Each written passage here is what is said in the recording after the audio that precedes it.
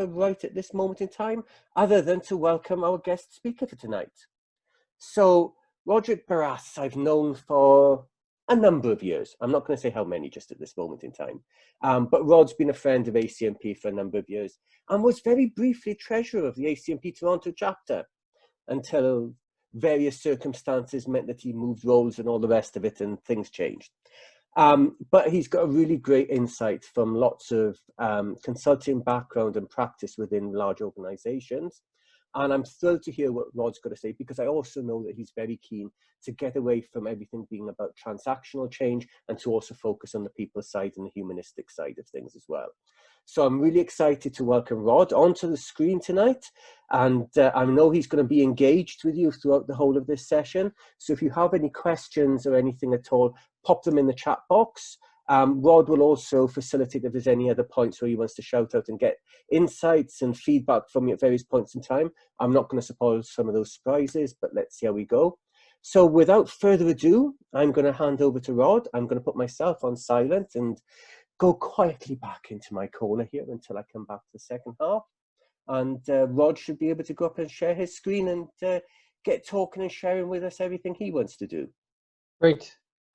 Thank you very much, Rich, for that introduction. Let me see how smoothly I can share my screen and start my presentation. Up. Here we go. If you're all yours. Great. Thank you very much. That was a pretty smooth transition. I've been on a few, I know Rich, you do a lot of Zoom calls. I think we've all been on a few webinar presentations in the last couple of weeks. There's always that awkward middle where the tech doesn't work, so far so good. I just want to thank you very much, Rich, for the introduction, and thank you to ACMP, particularly Jeff, who's was patient with me as he was recruiting me to do this talk. So the title is how I develop presentations is I start with the title and the brief description, and then I develop the presentation. And this was good because it mostly actually stayed true to what the original description was. So I'm glad there's no like bait and switch going on here. But still, the when I originally started talking with Jeff about doing this, this was before, like this was in February, and we were going to talk about something else. But then everything happened, and it just made sense to shift to be more appropriate with the time. So thank you very much. I very much appreciate it. And you know, I didn't realize you'd give an introduction. So this is all kind of the same stuff that you just did, Rich. I just wanted to say that, so I think what's most relevant for today is not only my work experience, but my master's degree in psychology, which is true to my, what I find really interesting. And that's also connected. I don't know if people know I did kinesiology as an undergrad degree, ergonomics, which is all about people at work. That was from the physical starting point, and then onto psychology, which is where my true passion is. So since you gave a nice introduction, I'll go quickly to the next part. And I just, for the folks on the, I was gonna say on the phone, but on the Zoom, if you wanna just introduce yourself with chat. I saw an old friend, Myra, and I saw Garlinda was joining from, maybe still out in BC. So thanks very much for joining. And I'm gonna see the tech to see if I can see the, oh, I realize as I'm presenting, I can't see the chats. So I don't see if people are introducing themselves, but welcome. Rich, will you give me a nod to say if folks are introducing themselves on the chat? Yes, they're starting to come through now. Okay, good. I'm encouraging people. I see. Yes, here they go. I see how it's changed. It's on the top bar for me. So welcome to everybody. I'm going to start off with the first poll. This is relevant to our conversation today. It's about emotions. It's about dealing with those emotions. I'm going to relaunch and jump right in to use some of the technology. I'll just give folks a few minutes. Don't worry, it's all anonymous. And I'm not going to necessarily ask, I'll just relate this to some of the talk a little bit later.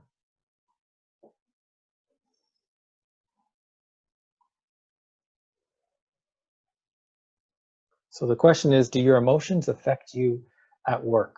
I know actually if this is recorded, I don't know if the poll comes up, but you can see it on the screen. And let's try to get over closer to 15, and then I'll close the polling.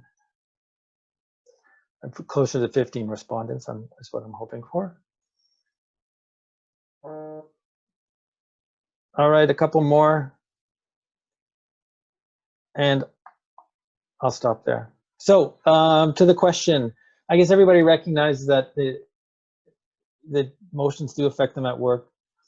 Mostly it's in extreme situations from the group, though sometimes often. And can you see, I just want to confirm, so I can see the results. Can you guys, oh no, I need to share the results. Thank you. Yes, so there you go. You can see the same results that I was just talking about. And I'm gonna relate this later to when I talk about a little bit of how we respond to threats and rewards, and which are essentially feed into our emotions. And really it's just about being human. So we are emotional creatures, and we'll just talk about that. And I think you'll see how we can connect it, and certainly into what's going on today as being a relevant talking point. So here's the part when I wrote the description, I was thinking of this term VUCA: volatility, uncertainty, complexity, and ambiguity. It's a term that, you know, realized way back before 2020, the world, people thought things were changing rapidly, and it seemed like, wow, there's so much change going on, so much activity for change managers. By the way, actually, I wanted to say in my introduction, being an ACMP talk, my assumption is the audience that I'm speaking with are essentially mostly people who do change management. So it'd be great if there's folks who aren't necessarily change managers, but I'll be guiding my dialogue to change management folk. So anyway, so there's a lot of things changing. The term VUCA, I think, gained popularity. It's a military term because it was capturing a little bit of that sense that things were changing a lot. And then I would say 2020 happened, and the words didn't quite capture what the situation was. And unprecedented is certainly a word I've heard many times, but I think discombobulated is also a good one to describe a little bit the reaction. Maybe we're like 5 or 6 weeks after everything, we all started working from home. Maybe it's settled down a bit, but certainly the feeling is that this is, and it definitely is, unprecedented in new times. And many people have gone through a lot of emotional and personal reactions to the situation. And even for folks like me who've been very lucky to otherwise just been able to work from home, it's been quite a change.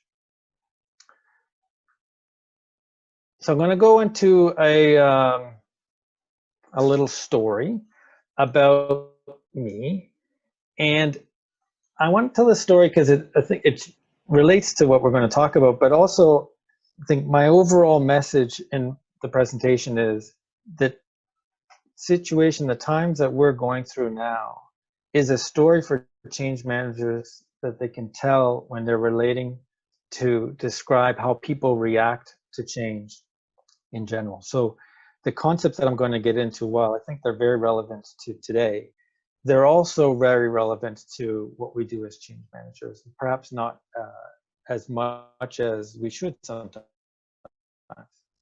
So here's my story. This is me on March 12th this year. I just arrived in Quito, which is in Ecuador. It was an overnight flight from Toronto, leaving on March 11th. I was traveling with, there were 9 of us. It's my family, my wife and I, 2 kids, my sister's family, there were 4, and my mom, who had organized the trip. This was a trip, they say trip of a lifetime. It really was an opportunity for us to travel together, and for my mom to come along with us on this great trip. Here we are at the equator on March 14th, getting ready for the next day on March 15th when we were supposed to go to the Galapagos, which is a fantastic opportunity. So we're going to see this guy. This is a Christmas iguana. Very beautiful guy here.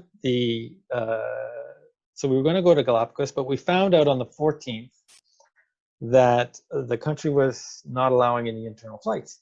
Also found, meaning they weren't going to allow anybody to fly from where we were, Quito, to the Galapagos because of COVID. We also heard that day that Canada, the government was recommending to everybody to get it home as soon as possible.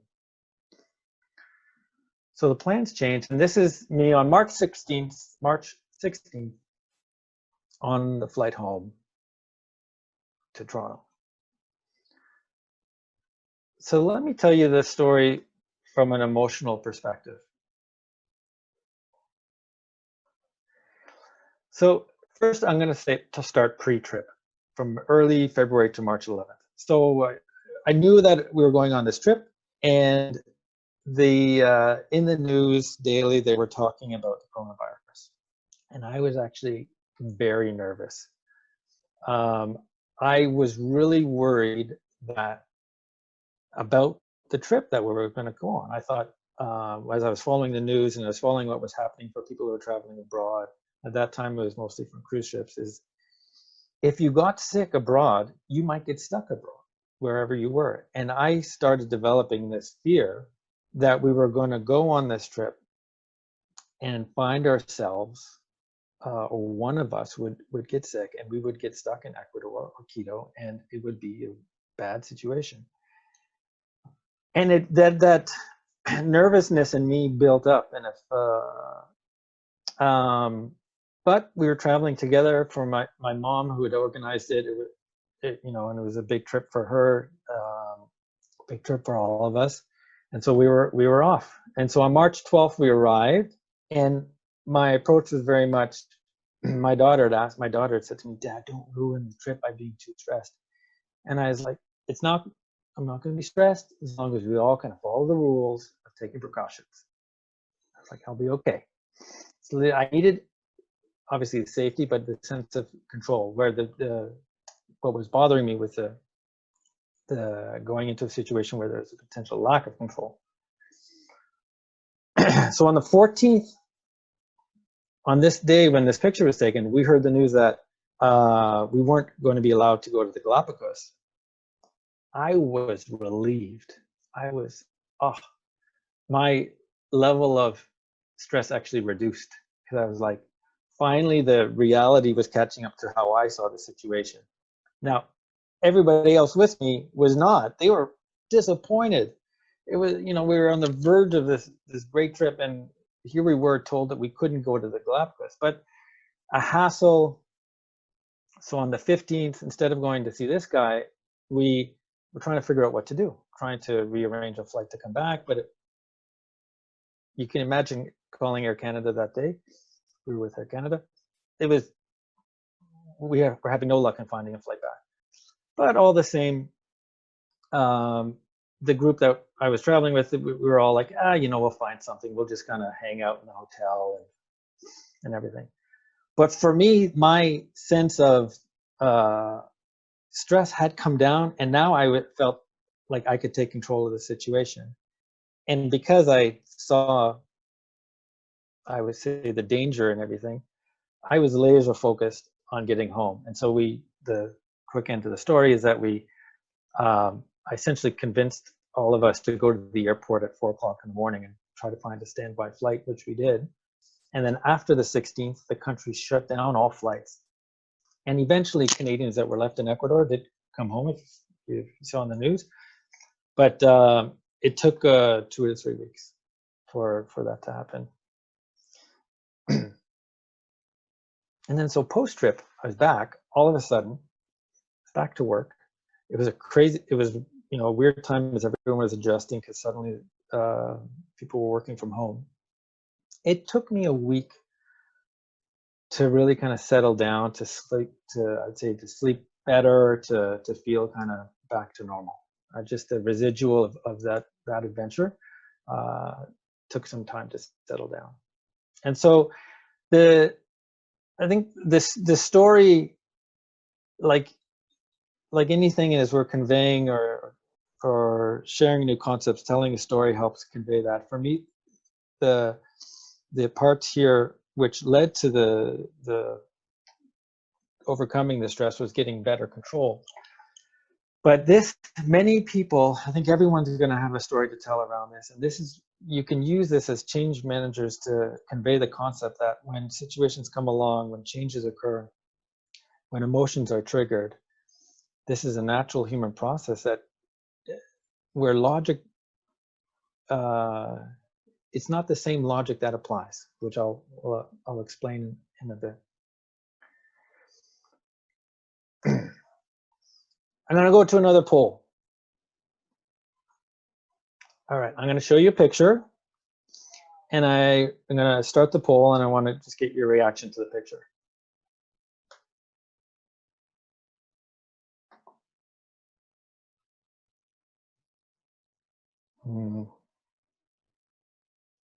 That's my poll. Let me.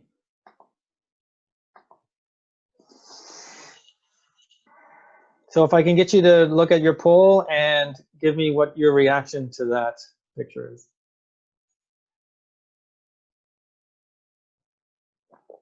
I see the results coming in. Thank you. If I could just get a few more results, I won't take too long, but. All right, a couple more. Okay, I'm going to end the poll. And let me share the results. Okay, good. We had most people saw it as renewal. It's springtime, and then a couple of defiance and anger. And I would say, so let me. There we go. This picture is from. This is actually Blog.to.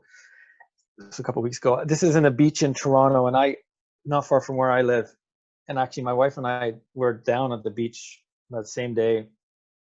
And at that time of this day, it was frustrating for me the way that they portrayed this picture, because people were generally apart. But I assure you, the last couple of weekends, they were not at the beach. There was like nobody, maybe a few people here and there. A lot of people were very angry about seeing people out like this, considering the calls for staying at home. And there were a lot of people on our local Facebook group for this area were really defiant and really wanted to get out. So the range of emotions to the reaction of this picture changed completely in the context that we're in, and which is normal in many ways. But it's the stimulus. This picture would stay the same whether I showed you this picture last year or 2 years ago, the picture itself stays the same, but our reaction to it changes depending on everything that's going on in our lives. So if you relate that to any situation where someone's experiencing a change, and it's the other things that are going on that relate to how they react to something. Okay, let me close that. Oops, sorry, I went too fast. Okay, here we're going to talk about the brain a little bit today. I don't know if my son just laughed loudly upstairs. If you heard him, then I hope that's okay.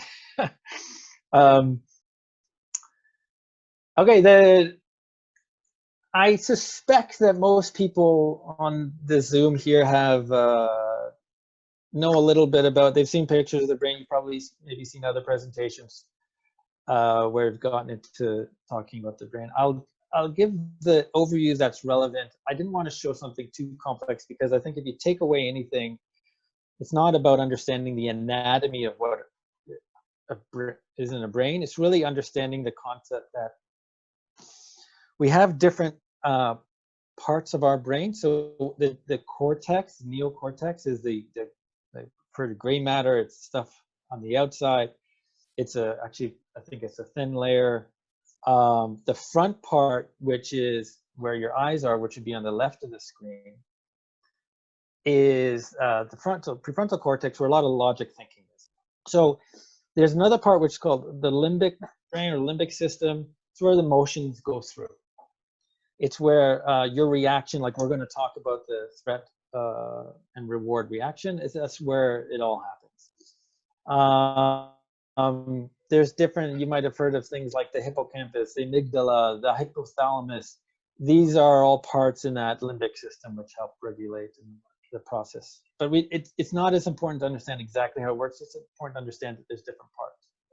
And then there's what's referred to as reptilian brain. One commentator refers to it as the lizard brain. And this is, I should show you the picture again of our little lizard friend, the Christmas iguana. And it's that, you know, from lizards and most animals, we have the same on our brainstem, and a small brain is similar to all of us. And this is where most instinct reaction occurs. So a lot of the stuff as we react to things there's a lot that is automatic and instinctual and beyond our control. So let me jump into,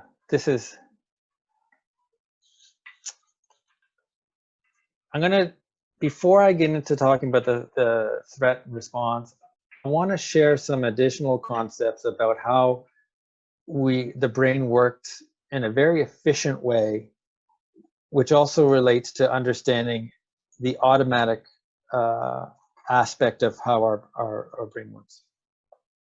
So I've put up on this slide an equation, 2 times 10. Look at that. I'm going to guess that for the most part, you knew the answer to that pretty much straight away. You didn't, it was fairly easy. I'm going to give you guys credit. I think it was fairly easy for you. So now, let me give you another one here. Can you do that equation? Can you do 34 times 21?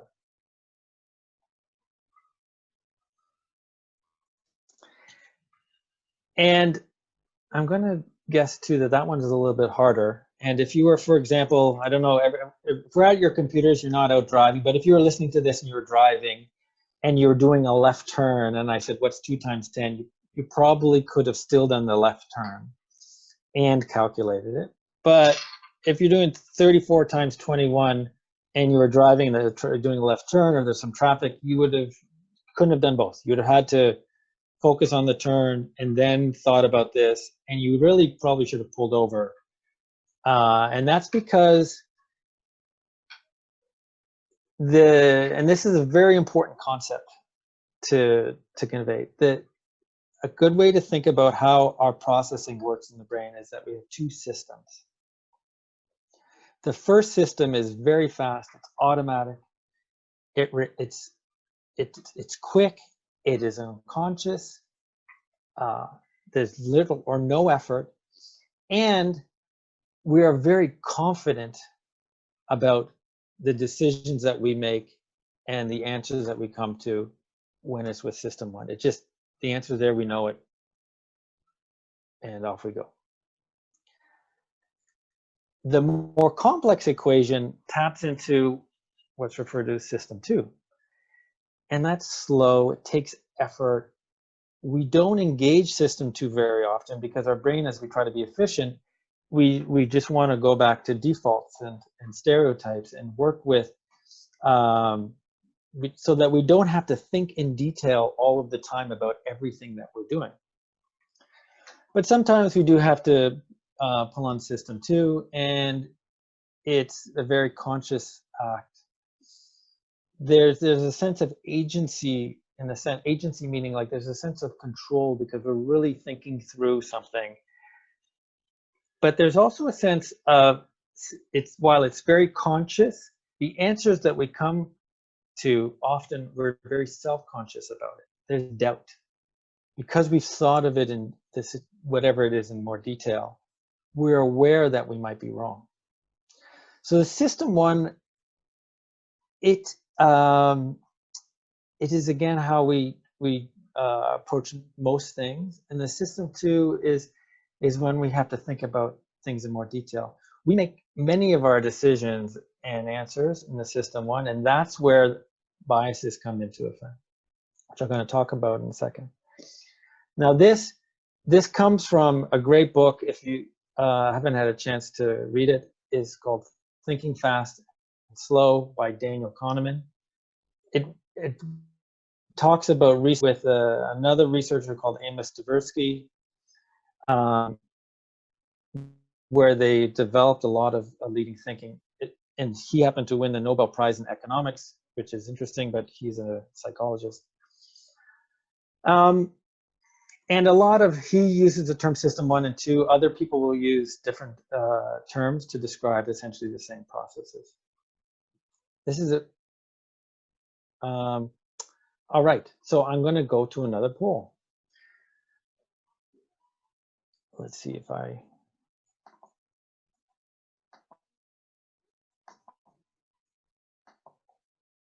Launch poll. Go ahead. Change managers.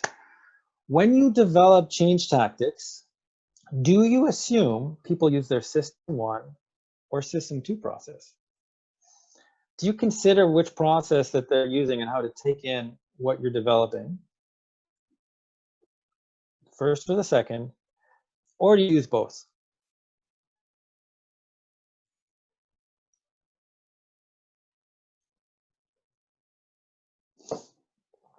I'll give you, we can get a couple more answers.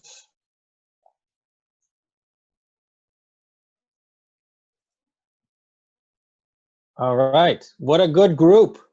I'm going to share these results. Very impressive. So essentially, most people said they use both. They think of both. And some say that they essentially think of system one, which is reactive, the reactive, emotional, and effortless. Now, I will tell you, I actually thought that I'd get more results where people would say system two, meaning they would assume that people were logical, that they would think about what is being communicated, they would think about in depth what they're being engaged to work on. So I'm actually surprised by these results. This is interesting. Actually, most people design things to, well, actually most people design things for both, and then some for system one, which is just being reactive. So actually, I'd say very good that you see these results. Now let me close this, stop share.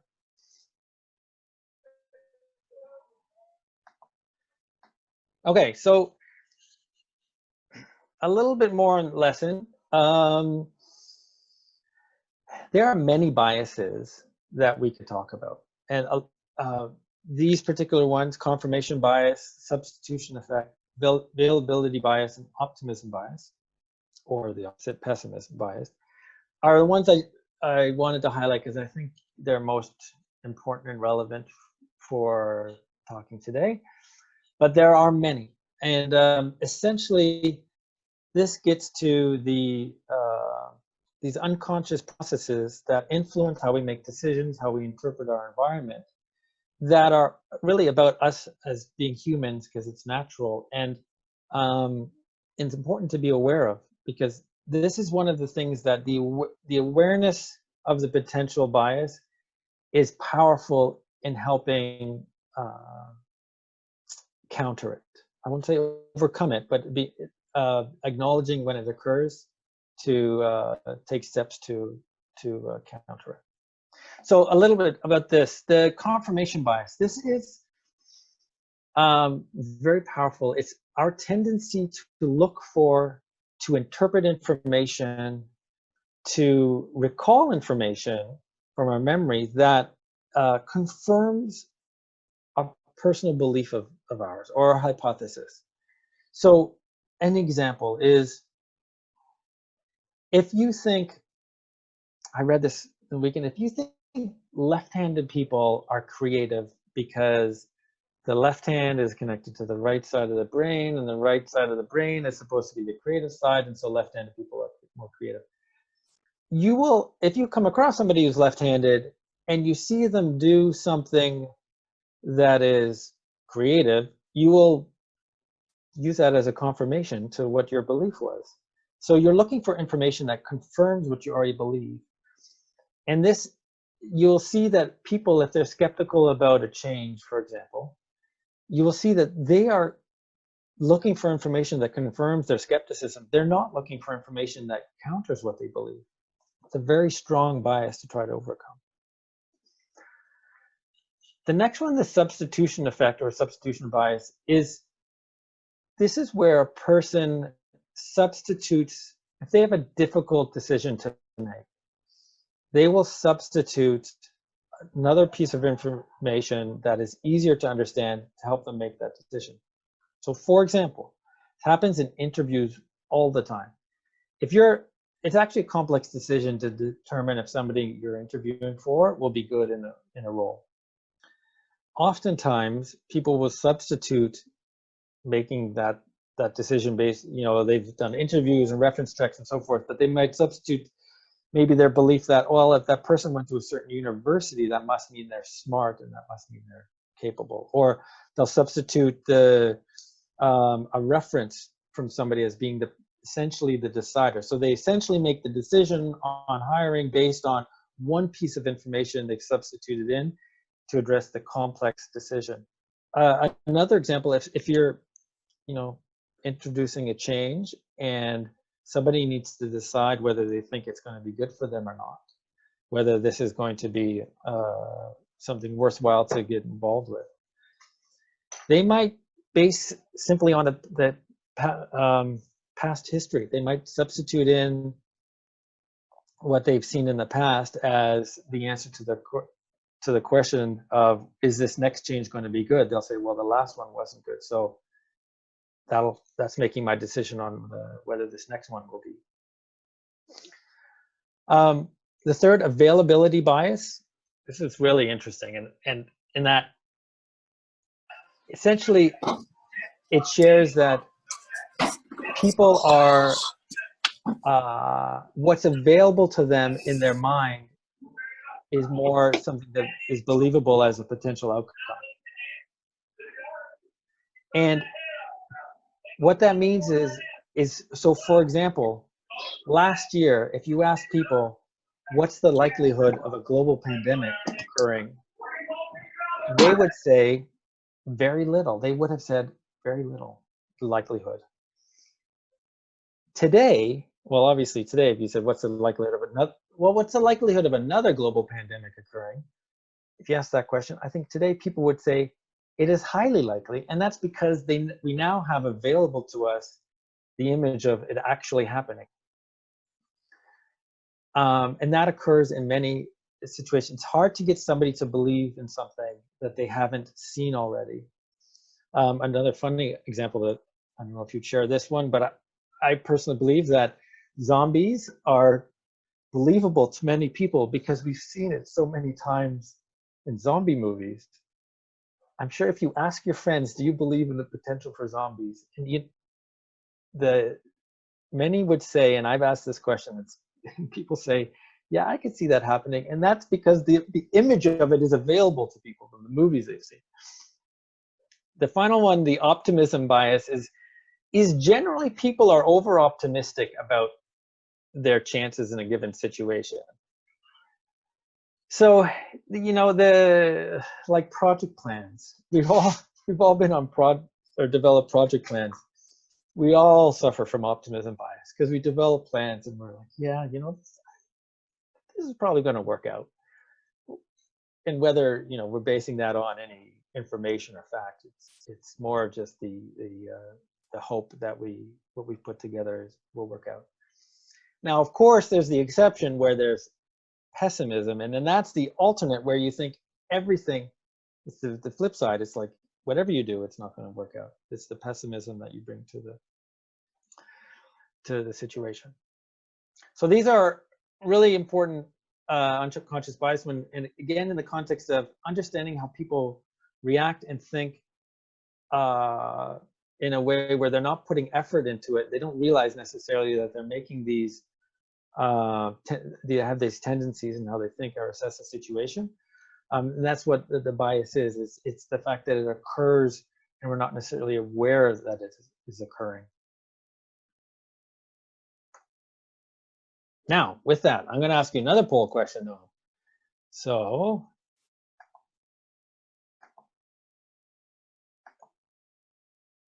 here it comes. Question is, can you tell, maybe you're aware already of some of these biases. So can you tell when your biases are at play, when you see them occurring? And you could say, I don't have any biases. Maybe you're not aware of your biases. You're aware of them, but don't know how they affect you. Or yes, you're fine-tuned in, and you're fine-tuned into your biases. So I'll give folks a few moments to answer the question. We can get a few more.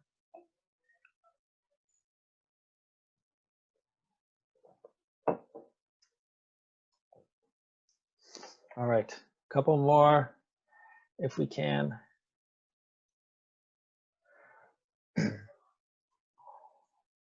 Okay, I'm going to end the poll. Here we are, sharing results. This is a good group. I know I do have I've selected an audience here who should be pretty good at some of these questions. So so most people are aware of their biases, but don't, well, I'd say more answered that they don't know how to affect, but really it's 7 out of the 13 said that, and then 6 said yes, they're fine-tuned into biases. And I think that's fair. Like, I must say, the more I've been aware of this, the more I can see myself when I'm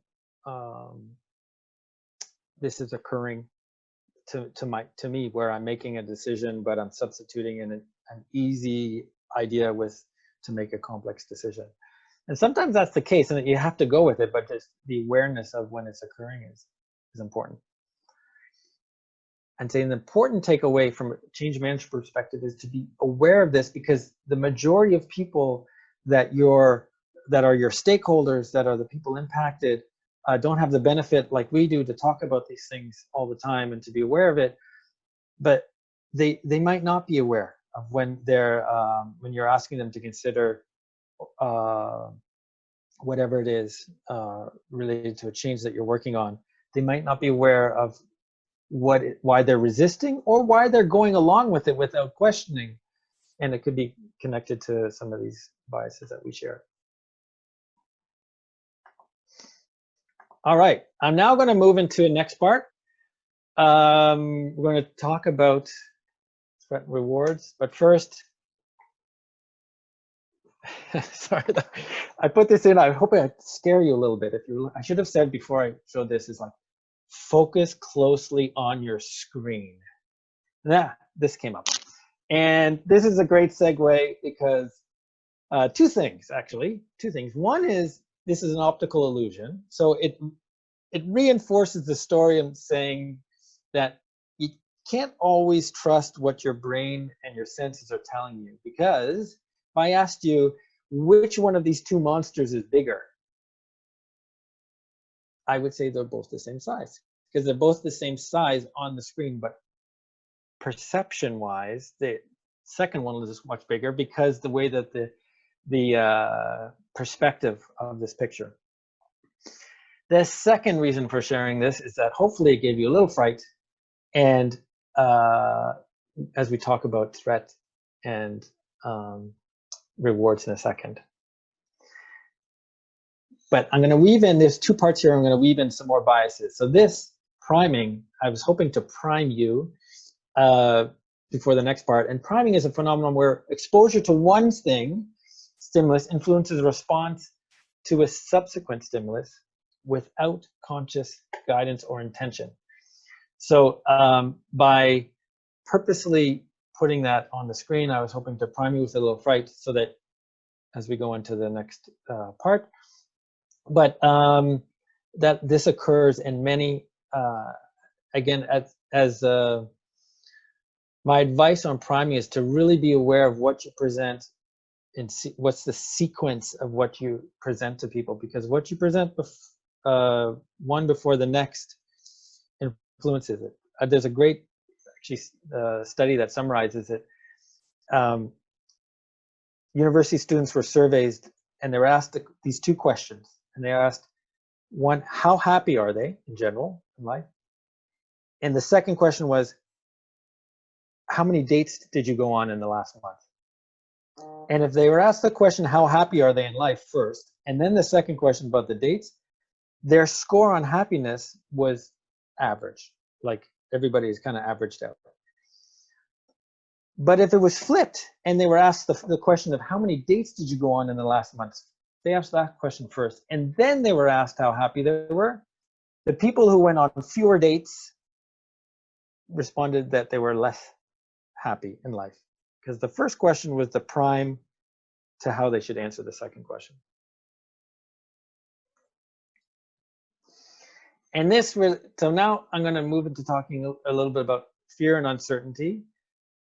I am aware if Jeff and Rich are there and they're looking at the clocks around the time. I am aware what time it is. It's close to 6, so I'm going to try to smooth and land in the presentation by 6:15 so we can stay on track. So my title of my talk was relating to fear and uncertainty, and fear is an emotion. It's the bad feeling that we have when we're in danger, if something frightens us. Fear about a person's safety or something, or fear that something bad that might happen. And uncertainty, while we say fear and uncertainty together, uncertainty is more of a state of being uncertain, and it's something you're not sure about. And what I'll show you is that when we have uncertainty, we many times treat it, our brains, we think about it as a threat, even though we're not sure of. Uncertainty means that we're not really sure what it is, but our human condition is trained to think of them more as a threat than anything else. So this is I'd say the next part here is the next big lesson, and I just want to be good with time, is because I want to share this concept, the threat response, plus the SCARF model, which is a really useful concept for understanding how people react to change. And the message and my overarching message of the presentation is that has been connected to what's going on now with COVID, is that what I'm going to talk about, the threat and reward response in the brain, in our bodies, it's the same as if it's a social response, as if it's actually physical danger. It's the same response as if it's a threat to uncertainty around a change at work. So I'm gonna go quickly. So a reward. If we have a stimulus, our brains are fine-tuned into figuring out whether it's good or bad for us. Like, this happens automatically.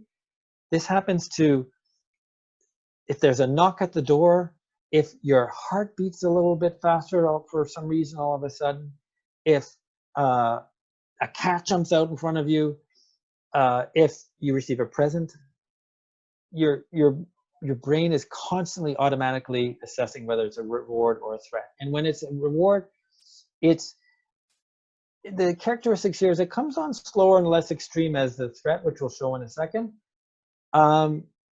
But it also has the same reaction in that so when you get a stimulus and you're taking it in as a threat or a reward, that cortex part of your brain shuts down a bit, because the blood comes from that and goes to the limbic system where your emotions and your reaction to what's called fight or flight is occurring. So now if your brain takes something as a threat, the reaction is to move away. The arrow, by the way, it's not a formatting mistake. The arrow is bigger on the threat side because it's a much bigger response. It comes on faster and stronger. It lasts longer.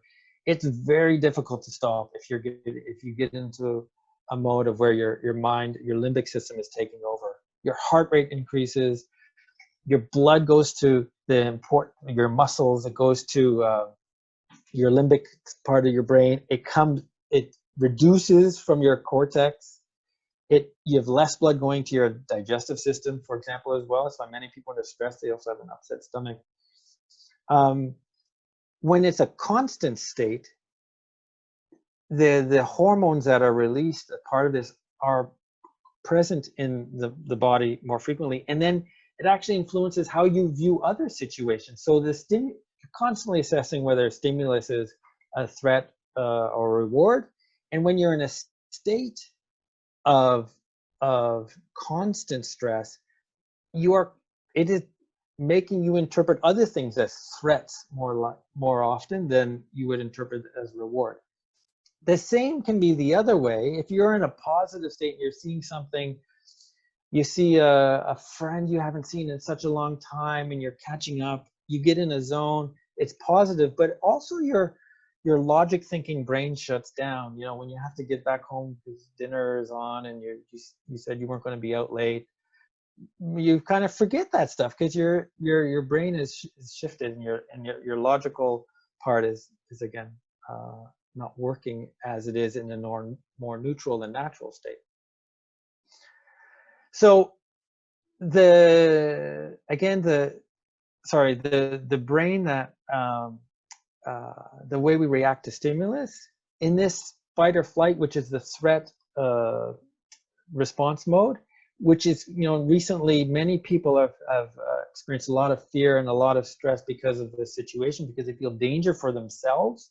Going grocery shopping now, for example, many people would experience that as a danger. But that is a threat to the physical. And so now what I want to share is about the SCARF model. And my line here is scarves, not only for fashion or masks. The SCARF model. SCARF is something developed by David Rock, and it stands for status, certainty, autonomy, relatedness, and fairness. And David Rock's a researcher and consultant, and he developed this over 10 years ago. It's still really good. It's interesting that it's stuck around, though. You don't hear.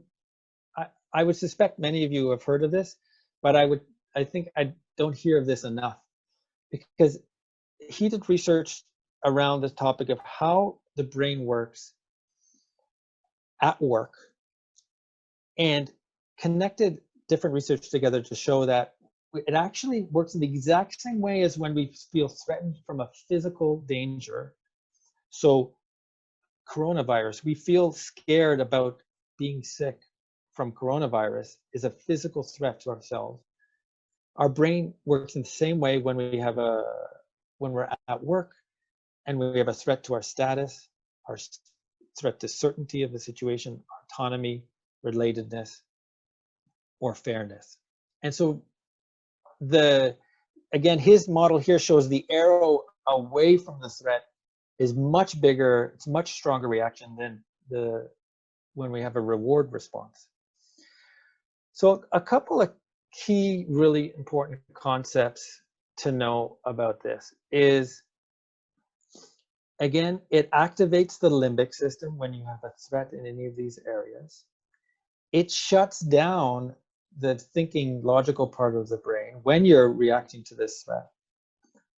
And it works in the exact same way biologically as if it was a physical danger. So stress that we experience at work is the same stress in our body as it is as if we were chased by a lion. The other interesting thing is the pain that we experience, and I didn't include a slide here, but this is called the Neuroscience of Changes, because they did a whole bunch of MRI type studies where they showed activity in the brain. They're able to show that pain from a physical pain, like if you hurt yourself, is this generally the same part of the brain as the pain that you feel from when you're under stress. And one of the suggestions is if so I've not tried this myself, but one of the suggestions was if you take like an Tylenol or Advil when you're under stress, it helps to address the same pain as you would as if you would like had a headache or hurt yourself in a different way. So I'm not able to go into super deep dive around the SCARF model. The part that just in terms of explanation, which you can see on the screen to explain status, is about our relative status to other people. Certainty is about our ability to predict outcomes for ourselves. And again, remember this in social, this is like at work in social situations. Autonomy is the sense of control over one's environment. It's not autonomy. Often people think it's like I need to be left alone and nobody should tell me what I need to do. It's not that kind of autonomy. It's the autonomy that you have some control and influence over your environment. Relatedness is the about staying in with the in-group. So everybody thinks of, we all have people that we are in our family, our friend network that are our in-group. They're our colleagues at work. They're the group that's important for us to be connected into. And then there's everybody else who's like the out-group. And for that group, we're not worried about as being connected into. But when there's a threat to how we relate to our in-group, that is a stress that we interpret. And the final one, fairness. Fairness is interesting because it's not only fairness to ourselves that if we see a lack of fairness, we take that as a threat. But for many people, it's fairness to the world outside. When they see a mismatch of fairness, they react to that as if it's a threat. So without going into examples of every one of these, I would say to you, if anyone has said, let's talk about your performance this year. Can I give you some feedback on how that meeting went? If that, most people would say, in that moment when you get that message, you feel a little, and that is a threat to your status. That is a threat to how you feel you're perceived for performing, which is a status marker. And so the takeaway here is when you're thinking about change and people, how they react to change, this is really useful model to think about in advance if you're preparing ahead, and if you want to predict how people might react and where there might be resistance. So resistance is a word that change managers have heard we all use, but it's not a great word in that many times it's like assuming people want to resist change. But truly, there are situations where people do resist. A lot of times it's because actually it's their reaction. It's the threat, the response that they're receiving. So you can think about it in advance. You can use this. You can use this as an analysis after the fact if you're seeing resistance to try to understand which points it's touching on, which of these elements. And you can also think about how you can design opportunities that would be a reward response. So well, most of the time you'd be thinking about this to deal with a resistance, to deal with a threat, because that's the most powerful personal response. You can also use this to design opportunities. For example, you could involve somebody who's affected by the change to be part of, and this is what we do, engage stakeholders to be part of defining the solution. That's bringing a certain level of autonomy, a sense of control of what is occurring, but also it's bringing a certain level of status in relative to their peers. They may feel the prestige of their ability of being showcased relative to others around them. But so there's opportunities to see this as bringing in positives, but know that the threat response is the most powerful. So I want to I will skip this poll just because of time. Can I just ask you a quick question, or do you want to save them to the end? So go ahead. We had a question from Yvonne, which I thought was an interesting one.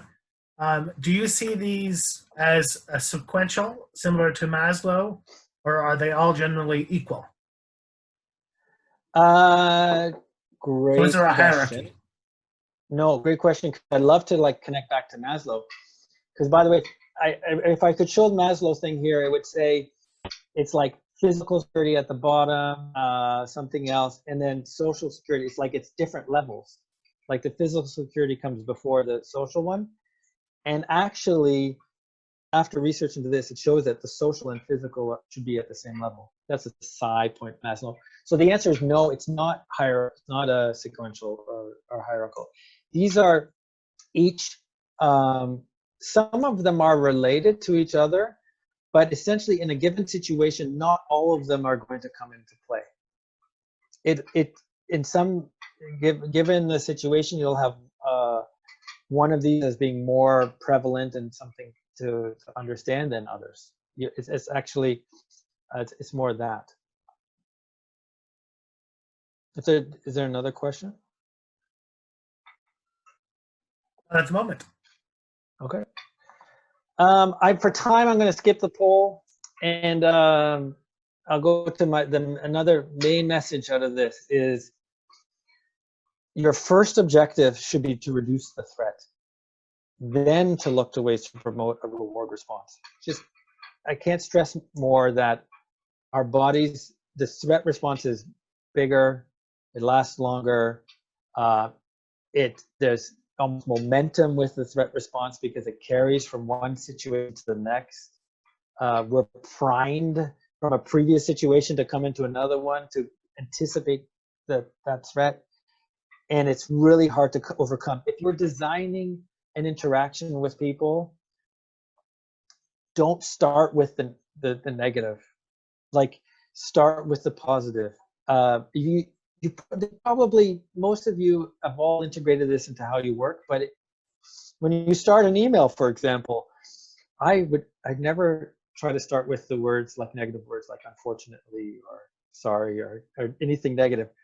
Always start with affirmative, then move into negative, because that first response, it's hard to get out of. There are ways though, and this is where I'm going to try to wrap up relatively on time. So the threat response is really hard to stop when it started.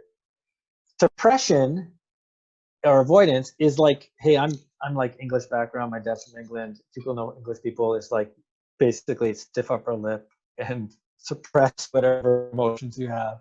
That's like the wrong thing to do, because suppression doesn't help at all. Actually, it's still the emotion doesn't go away, and like the thing isn't solved. Now you can wait until the flush of stress like dissipates. That's a great thing. Don't react straight away. But the best ways to do it, the number one way is to reappraise the situation. The number two way, meaning it's not as good as the number one way, the number two way is to help people label emotions. So very quickly, reappraisal. By the way, this is a Picasso picture, and Picasso drew this. This is seeing a woman from two different perspectives, and that's what reappraisal is seeing this, reframing the situation from a different perspective to change the emotional response. This is very powerful. You can't, thing to remember is you cannot reappraise for somebody else. You cannot tell a person, well, you could try to tell a person how they should see a situation differently, but that's not necessarily going to work. They're not necessarily going to believe it. But you can ask the question, you can prompt someone, and you can prompt yourself if there's another way that event or situation can be interpreted. That's the strongest way to change how someone perceives a situation as a threat or not, is reappraisal. And then another way, which is very powerful, is labeling emotions. And it's referred to as affect labeling. It's this process, it's just describing how you feel. If you put a word to your emotions, or also you can do it by, if you're with somebody and you can see there's a reaction, it's okay. It's actually a good thing to label how you're interpreting the other person's feelings. Now, you might have it wrong, but that will prompt them to react to your interpretation. One common thing here is that we don't have the habit, we don't have the vocabulary often to describe our emotions.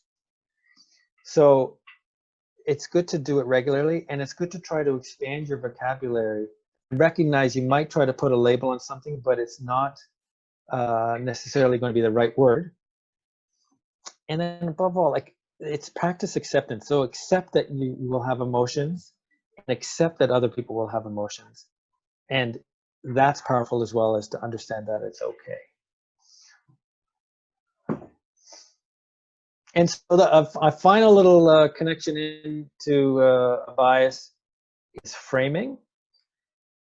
And this is like what the reappraisal. So this is, two situations can be seen dramatically different depending on whether you see the situation as a loss or a gain.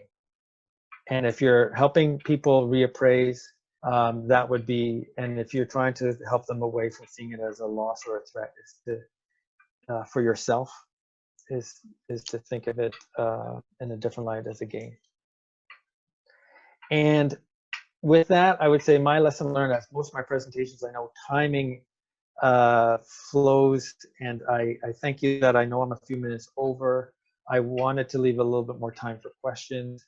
I will leave it to Jeff and Rich to tell us how much time we have to connect on questions, or if there's not any, we can leave it there.